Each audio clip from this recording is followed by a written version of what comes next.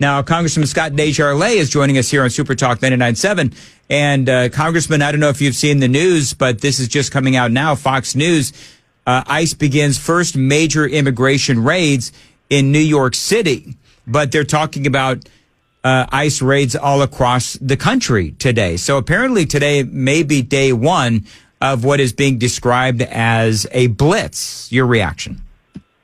Well, I think it's long overdue. We've seen increases in crime across the country. Sanctuary cities that used to, tell the government to stay out are asking people to come in and clean up their problems. So, it's probably one of the major election issues that President Trump ran on. We all ran on is, either the economy or the border.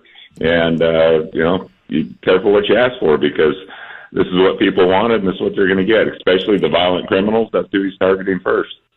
Absolutely. And part of this audio with Selena Gomez, of course, is that she, like many others, they're trying to portray the president as going after, children and families, which is not what's happening. And so there is a dishonesty, and this tells you that the media still hasn't learned that there is a dishonesty where you have people in the media that are talking about and reporting that Trump is going after families and children. And he's not. And if you want to air quote children, yeah, he's going after maybe 13, 14-year-old gangbangers who are in middle schools, and they're recruiting other people for MS-13, which is exactly what happens. That's where MS-13 does a lot of their recruiting. I talked about this yesterday. Congressman, they do it in the schools, in the middle schools. Exactly. And under Obama's Dreamers, what a great name, Dreamers. Most of the dreamers were 16 to 18-year-old men who, in other countries, we don't have work, or they don't have the work restrictions we do in this country for young people. So people grow up quicker in tough environments. And so by the time you're 14, 15, 16, you can definitely be involved in criminal activities. We see that in our own country. So you can call a 15-year-old gang member shooting people a dreamer if you want to. I call him a criminal, and that's who Trump's going after.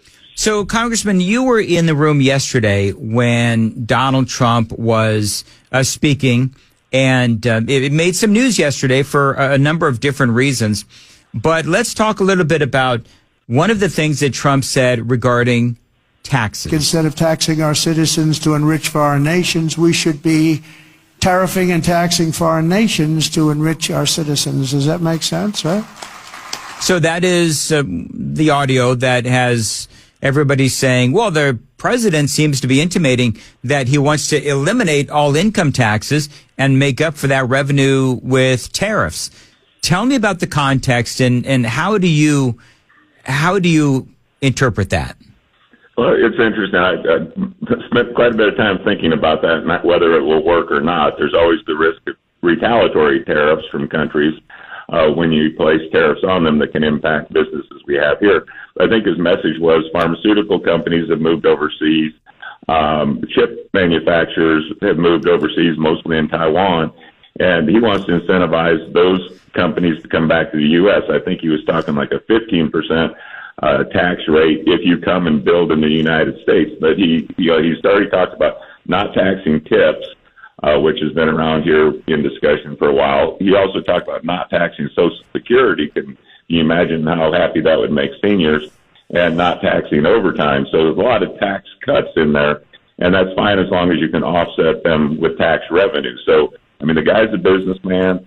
I'm willing to listen to his plan to see if it works. We just don't want to hurt American companies by foreign nations doing the same thing to us. But certainly, our tax code seems unfair. I've always been kind of a flat tax or a consumption tax person. But anything we can do to increase revenue and decrease the incentives for people moving their businesses out of the country, I'm certainly willing to take a look at. Congressman Scott Desjarlais joins us here on Nashville's Morning News. Congressman, one of the things, well, first of all, real quick, because I've got people that ask me almost on a daily basis, where are we with no tax on tips? So I'm going to ask you, where are we at? I don't think it's hard to keep up with all of his executive orders. I'm going to be honest. He has not executive ordered anything on no tax on tips. No, he spoke of it again last night. He says there'd be no tax on tips, and so I don't know if that's part of the reconciliation package where we do the tax extender, his tax cuts from 17 that we did through reconciliation are set to expire this year.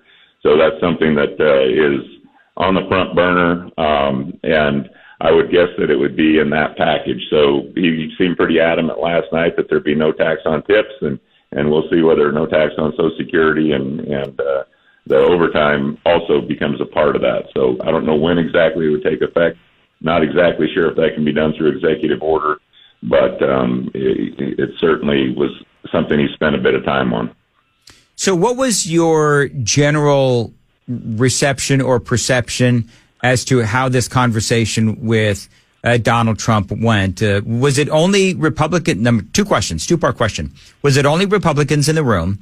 And number two, how is it received? Because we are hearing from some that are saying that even within the Republican Party, there are some that are saying, okay, ease up on some of these executive orders and actions, because, some would say, I don't, but some would say that he's playing into the hands of what the left is saying, which is that he is acting like a dictator.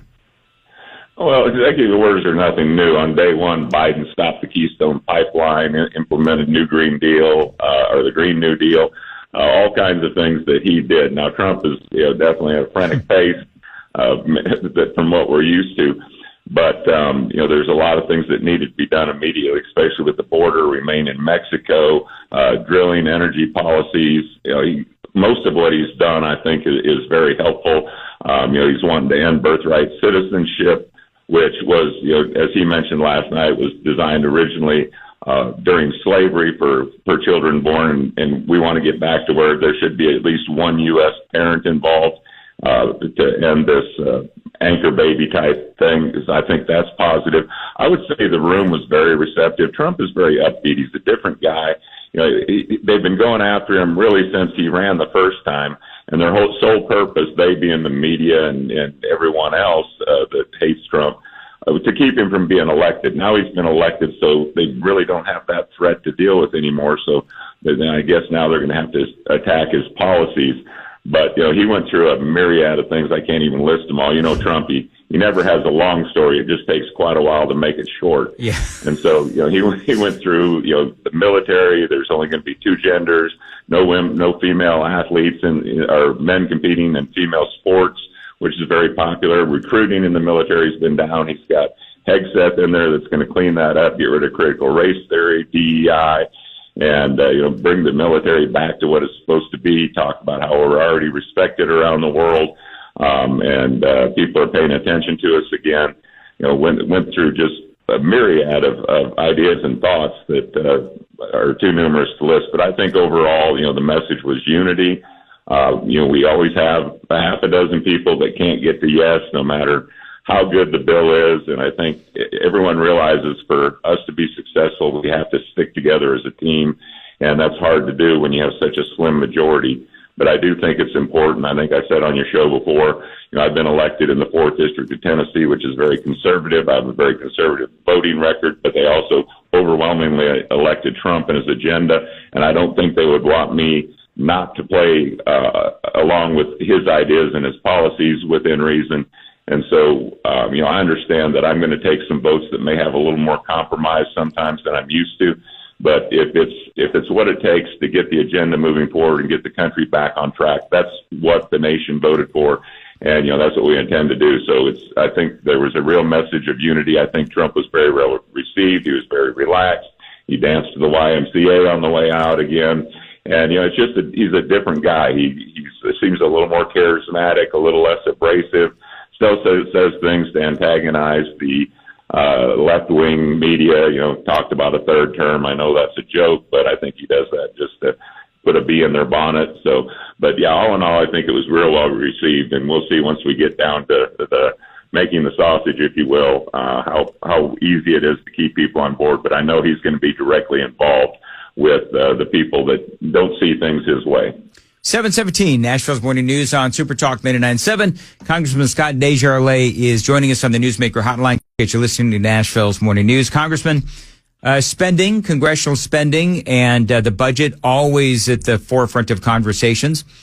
Where are we at with, one big bill versus two smaller bills and all of that? I mean, has there been a lot of conversation about that? And which direction is Trump going these days? He seemed more neutral last night. We definitely want to do border issues first because it's literally destroying our country. And, he's sending troops to the border. He wants to, finish building the wall, put up all the barriers, do these deportations. And so, that seems to be what we're going after first. We definitely are going to look at making the tax cuts permanent. I don't have a preference personally. Maybe doing it all at once would be better if we could get it done. It's very complicated, and it's a big process, but it's an important process. In 2017, under Paul Ryan, we had about 3 things we wanted to get done: dealing with Obamacare, dealing with taxes, and really taxes were about the only thing we got done. So the more we can get done in the first reconciliation bill, I think the better, because Trump's window of opportunity starts to fade after this first year, because then we get into an election cycle. It's always tough to hold the House as a incumbent president in the midterm. So I think hitting the ground running here and getting as much done as soon as possible is paramount. The reconciliation we need to do, especially for defense. I sit on the Armed Services and Strategic Forces Subcommittee. We need probably $125 billion because of the CR to keep the military whole. With all the projects we have going, all those kind of come to a standstill. They can't start them until they get that funding. And so I think we're going to be focusing on the reconciliation here very soon, and hopefully get that done. You must have, Congressman, if I may, you must have been thrilled with Pete Hegseth and his confirmation. Yeah, I've not met the guy, I've not talked to the guy, but the troops and people who know him, they seem that he's very laser focused on bringing the military back to a lethal fighting force. Stop all the nonsense social programs that have hurt recruiting. The recruiting was off by like 25%. We're already seeing a reverse in that. Trump's also talked about reinstating soldiers who were separated from the military because they refused to take the COVID vaccine, which I thought was very unfair. These young people, should have been able to make their own choice, shouldn't have been forced to take it. It wasn't proven effective in preventing death in young people. And so, there's a lot of things that are going on within the military, and Hegseth seems to be a war fighter. And, his reputation is that, he's going to shake up the Pentagon. He's not a interrupter in a negative way, but he's going to be serious, and he's going to be different than some of the prior people we've had that just seem to go along with whatever Biden said. So I'm excited to hear from him. I'm sure we will soon. And, there's no better time to get our military back on track with the brush fires we have all over the world. Absolutely. All right, Congressman Scott Desjarlais, always great to have